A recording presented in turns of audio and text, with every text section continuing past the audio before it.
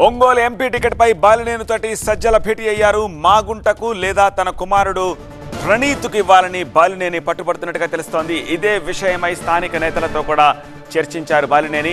ఆ తర్వాత అదే విషయాన్ని సజ్జలకు చెప్పినట్టుగా తెలుస్తోంది బాలినేని.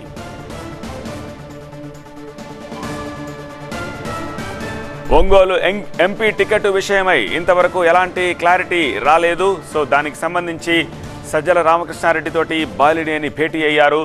అయితే మాగుంటకు లేదా తన కుమారుడు ప్రణీత్కు ఇవ్వాలి అంటూ బాలినేని పట్టుబడుతున్నట్టుగా తెలుస్తోంది.